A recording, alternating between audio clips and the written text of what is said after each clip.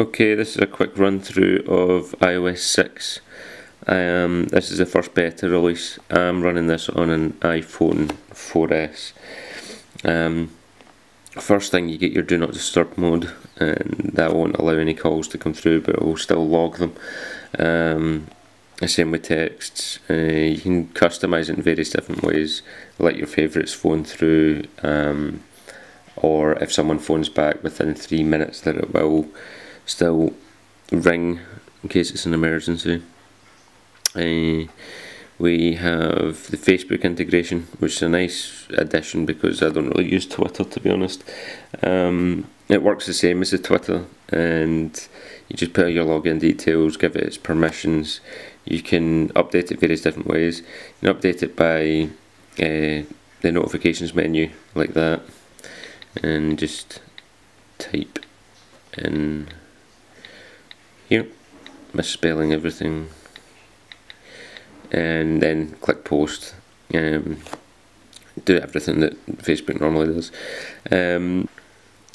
Okay, so Siri does new things, and you can search for more things. It's not anything particularly incredible, I don't think.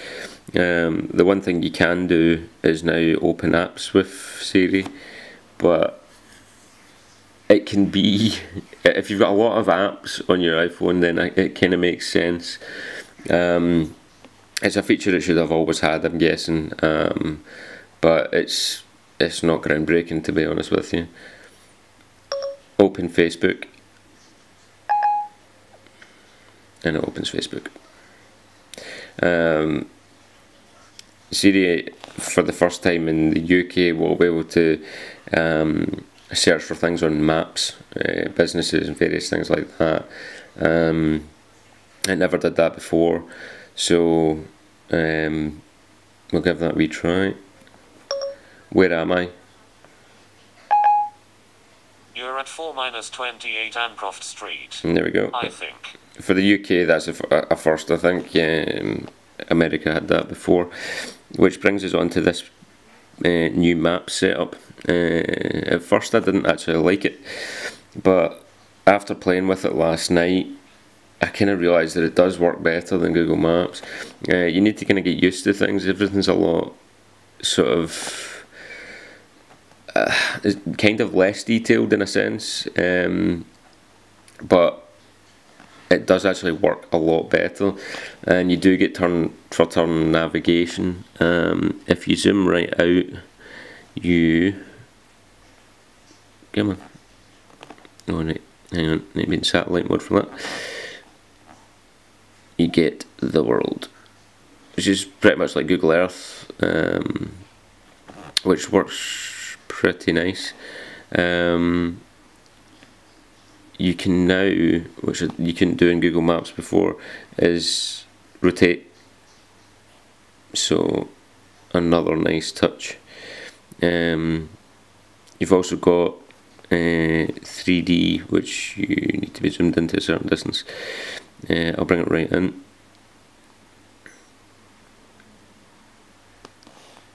Click 3D. You can probably see that it's only slightly tilted it. If you use your two fingers, you can tilt it some more, and again rotate round and whatnot, which really works if you're going somewhere, obviously. So if you're having directions to somewhere, just tap the little car icon that's there, and it will give you obviously your various different routes that we always had before. Click start, and come on. Starting route to George Square. Head northeast on Hopper Hill Road. So you get Siri obviously telling you turn by turn navigation as you're going along. Since I'm in the house right now, that ain't going to work too well. You can get your overview and study that if it's a difficult route, I guess. I did try it outside, and it worked very well. I actually followed it pretty much exact, so I was actually quite impressed by this. Did take a bit getting used to, but once I sort of played around with it, it worked really well. Now satellite view, as we've always used, doesn't actually work here. You get that, which looks amazing. And no 3D buildings either. So one place I did find is Chicago, and it works just fine. So okay, you get your major cities that they've bothered to do, stick it in 3D, and there you go. If I can zoom in a wee bit. 3D buildings. It's really nice, and I can imagine if you're doing turn-by-turn navigation, that's going to look pretty awesome. Sort of running through the streets. The detail of the building is actually better than I thought it would be. I mean, it's not incredible, and I wonder how well it's going to perform when you're on a 3G network, or it's, you know, 3G is congested or something. They might scale down the graphics, but to be honest, it's a leap forward. Now in the demo that they did yesterday, you could get the buildings without the textures on them. If I flip that back just to you know, your map mode without the satellite, it doesn't bring them up. I'm actually not sure if it's something that's missing at the moment, or if I'm actually doing something wrong. So maps is a good update. There's not too much else other than a lot more Siri control. The maps is awesome. Facebook integration, things like that. It's great. I mean, this beta is even running quite well. What I'll do is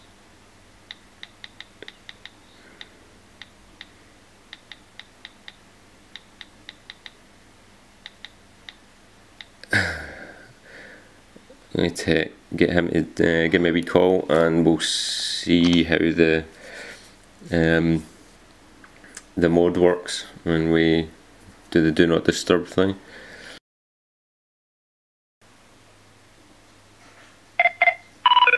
Finally, you get the wee slider, slide that up, remind me later, or reply with a message, and you've got a various selection of what you can do. Just click call you later, which I probably won't do. And that's that. That's the major changes for me. Everything in this beta release seems to work really well. I've got no problem with any apps, even though I don't have all my usual apps back on this. If there's anything major that I've missed out, then feel free to leave me a comment. Don't forget to subscribe if you can be at all bothered. I will be doing a lot more commentaries. Thanks.